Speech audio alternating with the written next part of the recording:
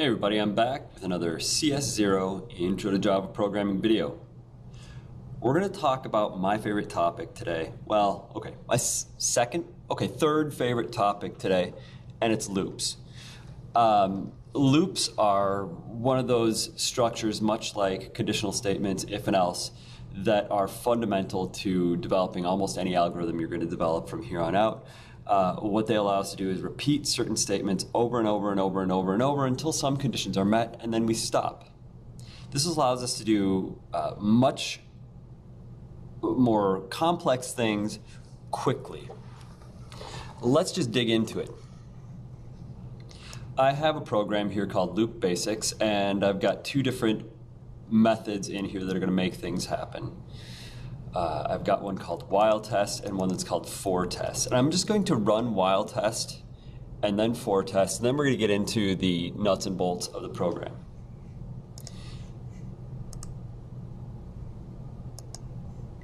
It's not a particularly interesting application. All it's going to do is draw some numbers to the screen across my application from 1 all the way up to 30. Okay? Now, if we had done this in a previous unit, maybe unit 1 or 2, we would have done this with either one long string or 30 separate drawstring statements. Either way, it would be a pain in the butt because typing out those 30 things separated by commas in one drawstring seems silly, and then having 30 drawstrings seems even sillier. So let's look at how we can do this whole thing with just a couple lines of code. We're going to look at while test. What I have here is a while loop. The while loop starts with the while reserved word, and then it's followed by a conditional statement. This is much like an if, requires a Boolean value of some sort. I could pass a Boolean literal directly into it, something like that, which would be kind of silly because that would mean we would never get in here or we would never get out of here. The way this works is this is like a gatekeeper to the body of the loop. If the value inside this conditional statement resolves to true, we get into the body, we do everything in the body of the loop, we get down to the end, and we come right back up here to the while statement, and then we evaluate this conditional again. If it's true, we get back in. We do everything, we get to the bottom, go back up to the while. If you've ever done any programming in some of the earlier languages like BASIC or COBOL or something like that, you would have statements like the goto, which when you get to a goto statement, you would say something like go to line 74. So if I had, the syntax might not be right, but go to 74, what would happen is you'd get here, it would go back to line 74, and then you would have some other statement in here that would skip over this line if some conditions are met. That's what while loops do. Okay, they're very similar to those types of statements from earlier programming languages. They allow us to repeat things over and over and over and over again. So let's get back to where we were here.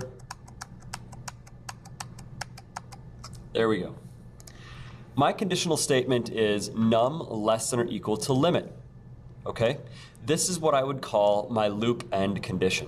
That's just what I call it. I don't think it's really the official name of it, but that's what I call it because it's really descriptive. I have a variable here called num, and I have something here called limit. Num is what's called my control variable. It's called my control variable because it controls when the loop starts and when the loop ends. I declared this as an instance variable all the way up at the top of the program.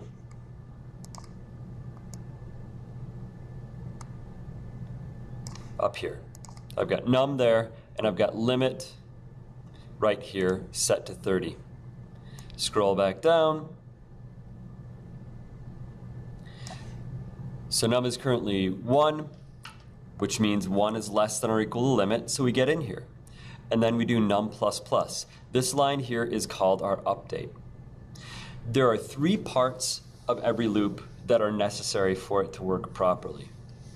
you're going to have your control variable, your loop end condition, and your update. If one of these is missing or not set correctly, you could have some very serious problems. We'll take a look at some of those serious problems in another video when we take a look at common errors. So control variable, loop end condition, and update. And the way it works is you use your control variable to check your loop end condition, execute everything in the body, and then update inside the body at some point. Okay? It's going to go like this. Let's say that limit was 3. 1, num is 1. 1 is less than or equal to 3. We would draw 1, and then we would update num to 2. 2 is less than or equal to 3. We would draw 2, update num to 3. 3 is less than or equal to 3. We would draw 3, update num. 4 is not less than or equal to 3, so we would skip over the rest of the loop. That's how repetition statements work. The while loop is just one of them. The thing that's nice about the while loop is that we can declare our control variable anywhere, and then we can update it anywhere inside the body of the loop. Let's take a look at another loop. We'll look at for test.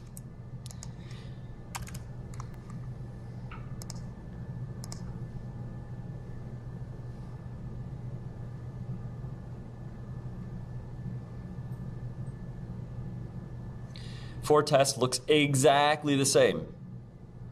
Both while and for loop can do the exact same thing. Whatever you can do with while loop, you can do with a for loop, and the syntax is just a little bit different. Let's take a look at the for loop. For test. So we have our for loop here. The header looks quite a bit different from the while loop. The while loop had just the loop end condition in there. We have our update down here, and we have our control variable initialized elsewhere. Well, all of that is done inside the header of the for. Initialization of control variable, loop end condition, and update, all right here in the header. Well, both of these loops can do the exact same thing, so why use one over the other? Well, we'll get into that in just a minute, why we would use one over the other. What I'm doing here is what's called a count-controlled loop. A count-controlled loop is a loop that's based on the control variable being a counter variable that's going to increase or decrease by a regular rate. So in this case, it's increasing by 1s. In a future video, you're going to see it increase by increments of 10s or 20s or 30s or 50s or some other value based on a variable and some calculations. But I've got my control variable I. It's set to 1 as an initialization. My loop end condition, I less than or equal to limit, so it's the same condition as this one. You can see that I is 1, which is the same that I initialized the num to in the while one. And then I++, this is my update, which is the same as num++. Inside the body, here's what I'm doing. G.drawString. And in the body of my for loop, I can use this control variable. And oftentimes, that's what you're going to do. You're going to use that control variable to make calculations, to set things like the x and y values of things that you're drawing to the screen, all kinds of calculations. You could use it as an accessor for collections. You could do all kinds of stuff with that control variable. But just know that my control variable that's initialized here in the header of the loop, is local to the loop. I can't use I outside of here. If I did something like int num gets I, you're going to see that I does not exist. It's going to say cannot resolve symbol I. You might say, well, I is right there. I should be able to resolve it. It exists right next to it. But it doesn't.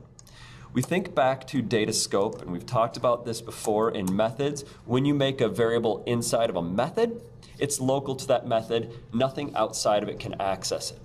Well, loop bodies are the same way. If you initialize something in the body of a for loop, it is local to that for loop, and it can't be accessed outside of it. So I is initialized here in the header of the loop. I can only access it in the loop, and I'm going to use it for all kinds of things inside of this loop.